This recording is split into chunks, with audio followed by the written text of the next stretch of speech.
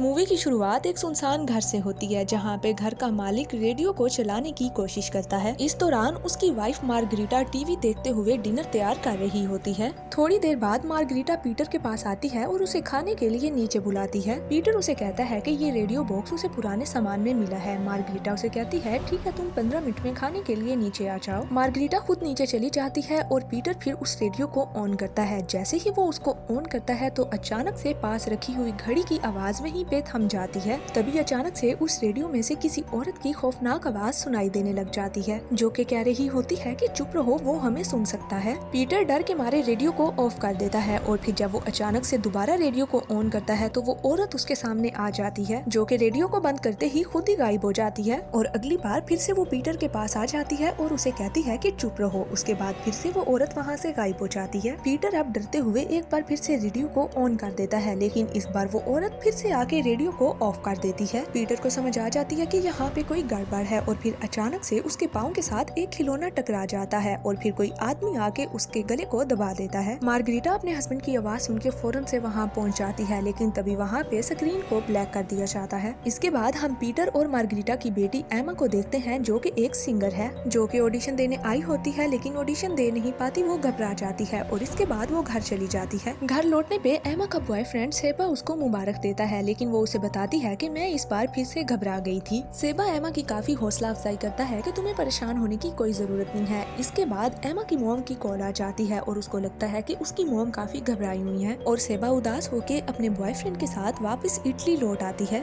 और फिर हॉस्पिटल में आते ही वो अपनी मॉम मार्गरीटा से मिलती है और फिर वो अपनी मॉम के साथ डॉक्टर से बात करती है। डॉक्टर बताते हैं कि उसके डैड इस वक्त आईसीयू में है। उनके सर पे चोट लगने की वजह से उनके दिमाग में खून जम चुका है और साथ ही उनकी कुछ पसलियां भी टूट गई हैं। अब एमा ने कुछ देर रेस्ट करने के लिए घर जाना होता है। मार्गरीटा डर के मारे उसे घर जाने से मना करती है और अपनी कार की कीज दे देती है। सेबा होटल बुक करने लगता है, लेकिन एमा उसे रोक देती है। वो कहती है नहीं, मुझे अपने घर जाना है और सेबा को लेके वो घर आ जाती है। घर आ जाने के बाद वो उसको अपना रिकॉर्डिंग स्टूडियो दिखाती है और बताती है कि मैंने पहली बार अपने डैड के साथ इसी स्टूडियो में गाना गाया था। और फिर वो उसे ऊपर वाले फ्लोर पे लेके जाती है और बताती है कि ये मेरे पापा की वो जगह है जहाँ पे वो अपनी टूटी फूटी चीजों को ठीक किया करते हैं। सेबा डिनर बनाने के लिए नीचे चला जाता है। इस बीच एमा वहीं पे रुक जाती है और उसी पुराने रेडियो को वो ऑन कर देती है और फिर वो अपनी डैड की बातों को याद करते हुए उनके टाइपराइटर के पास बैठ जाती है। टाइपराइटर के ऊपर हेल्प लिखा होता है, लेकिन वो उसको समझ नहीं पाती और तभी सेबा उसको नीचे किचन में बुला लेता है। वो उसे बताता है कि फ्रिज में रखा सारा खाना खराब हो चुका है। फिर वो साइकिल लेके पास वाले फूड ट्रक से खाना लेने के लिए चला जाता है। खाना लेते वक्त कोई चोर उसकी साइकिल को लेके चला जाता है। इधर एमा स्टूडियो में आके अपनी पुरानी रिकॉर्डिंग्स को सुन रही होती है और एक बार फिर से घड़ी की आवाज बंद हो जाती है और दूसरी तरफ उसके डैड का रेडियो एक बार फिर से स्टैटिक नॉइज शुरू कर देता है और अचानक से एक पुराना गाना भी बजने लग जाता है। एमा के हेडफोन्स के अंदर भी उसको कुछ सुनाई देने लग जाता है और अभी भी उसके हेडफोन्स के अंदर वही आवाज सुनाई दे रही थी कि चुप रहो, वो हमें सुन सकता है। और वो चौंक के ऊपर चली जाती है और जाके उस रेडियो को बंद करने की कोशिश करती है। तभी अचानक से उस औरत की आत्मा वहीं पे आ जाती है और रेडियो को वो खुद ही बंद कर देती है। एमा एक बार फिर से रेडियो को ऑन करती है और फिर एमा के सामने उस औरत की आत्मा आ जाती है और उसे दिखाई देने लग जाती है। एमा पूरी तरह से डर जाती है और जल्दी से वो खुद ही रेडियो को बंद कर देती है। अचानक से उसका फोन बजने लग जाता है। वो जल्दी से नीचे जाती है, उसके बॉयफ्रेंड की कॉल होती है, लेकिन तभी मोबाइल वहीं पे ऑफ हो जाता है। फिर लैंडलाइन पे कॉल आने लग जाती है, लेकिन वो रिसीवर उठा के साइड पे रख देती है ताकि किसी भी किस्म का घर में शोर ना हो और इस तरह सेबा की उससे बात नहीं हो पाती, इसलिए वो पैदल ही घर के लिए निकल पड़ता है। और दूसरी तरफ एक आदमी की आत्मा एमा की तरफ आ जाती है और वहीं पे उसका गला दबा देती है और फिर अचानक से घर के सारे खिड़कियां दरवाजे अपने आप ही बंद हो जाते हैं। एमा घबरा के अपनी जान बचाने के लिए वहाँ से भागती है, लेकिन जैसे ही वो टाइपराइटर के पास पहुँचती है फिर उसके ऊपर हेल्प टाइप हो जाता है। अब एमा समझ जाती है कि कोई तो है इस घर में जो उससे बात करना चाह रहा है और फिर वो भी टाइपराइटर के जरिए उससे बात करने की कोशिश करती है, लेकिन तभी ही वो आदमी आ जाता है और गुस्से में टाइपराइटर को ही जमीन पे फेंक के तोड़ देता है। एमा ऊपर वाले फ्लोर पे आ जाती है और विंडो को खोलने की कोशिश करती है, लेकिन उससे विंडो नहीं खुल पाती। उसका पाँव उसी खिलौने से टकराता है और वो लड़की उसको एक बार फिर से नजर आने लग जाती है। वो लड़की रेडियो को एक बार फिर से बंद करके वहाँ से भाग जाती है, लेकिन एमा दोबारा से हिम्मत करती है और रेडियो को ऑन कर देती है। तभी वो लड़की इस बार अपनी माँ के साथ फिर से वहाँ पे आ जाती है और अब एमा घबरा जाती है और वो भाग के अपने आप को स्टूडियो में बंद कर लेती है। वो अपना मोबाइल चार्जिंग पे लगाती है। इस बीच सेबा भी घर के बाहर आ जाता है और उसे आवाजें लगाता है। वो सेबा को टेक्स्ट मैसेज करती है, लेकिन नेटवर्क नेटवर्क ना होने की वजह से मैसेज उस तक नहीं पहुंचता। फिर वो स्टूडियो से बाहर निकलती है और सेबा को कॉल करती है, लेकिन इस बार फोन की आवाज घर के अंदर से ही आ रही थी। वो लॉन्ड्री रूम में जाती है और वहाँ पे सेबा मौजूद होता है। वो बेसमेंट के रास्ते से घर के अंदर आ गया था। एमा उसको चुप रहने का इशारा करती है और फिर उसको लेके लिविंग रूम में आ जाती है। फिर वो एक कॉपी पे लिख के बताती है कि हम बात नहीं कर सकते, यहाँ पे कोई है। एमा उससे पूछती है कि क्या तुमने कुछ देखा? वो जवाब में लिख के बताता है मैं कुछ नहीं जानता। और फिर वो दोनों स्टूडियो में जाते हैं। इस बार सेबा वहाँ से गायब हो जाता है और एमा को आवाज आती है कि वो यहाँ है। एमा घबरा के वहाँ से बाहर निकलती है और लिविंग रूम में आती है। वहाँ पे सेबा उसे चेयर पे बैठा हुआ नजर आता है। तभी वो औरत अचानक से फिर वहाँ पे आ जाती है और इशारे से उसको चुप रहने को बोलती है। और फिर अचानक से सेबा किसी चीज के कब्जे में आ जाता है। उसकी आंखें बदल जाती हैं और वो एमा के ऊपर आके अटैक कर देता है। एमा किसी तरह बहुत मुश्किल से उससे जान छुड़ा के ऊपर आ जाती है और ऊपर आने के बाद अचानक से रेडियो फिर से ऑन हो जाता है। अब लड़की की आत्मा एमा के सामने आ जाती है और उसको जोर से धक्का देके एक दूसरी दुनिया में पहुंचा देती है। एमा को उस दुनिया में उस लड़की और औरत का एक पुराना विजन दिखाई देता है और पता चलता है कि असल में उनके साथ क्या हुआ था, जिसमें वो औरत वहाँ पे भी अपनी बेटी को चुप करा रही होती है क्योंकि उसके डैड आने वाले होते हैं। सालों से जंग लड़ने की वजह से उसके डैड काफी चिड़चिड़े हो जाते हैं और उनको किसी किस्म का भी शोर पसंद नहीं होता। तभी एमा को उस विजन में उस लड़की का डैड घर आते हुए नजर आता है। उसका चेहरा काफी गुस्से और थकान से भरा होता है। वो औरत डरते डरते घबराहट में उसे खाना देती है और खाना देते वक्त औरत से बर्तन नीचे गिर जाता है। वो आदमी गुस्से में आके अपनी वाइफ को जोर से थप्पड़ मार देता है और चारों तरफ सन्नाटा छा जाता है। और थोड़ी देर बाद वो बच्ची गलती से रेडियो को ऑन कर देती है, जिससे वो आदमी गुस्से में पागल हो जाता है। उसकी वाइफ उसको कंट्रोल करने की कोशिश करती है, लेकिन वो आदमी गुस्से में अपनी वाइफ का ही गला दबा देता है। बच्ची एक कैंची उठा के अपने डैड को मारने की कोशिश करती है, लेकिन उसका डैड उसको भी गला घोंट के वहीं पे मार देता है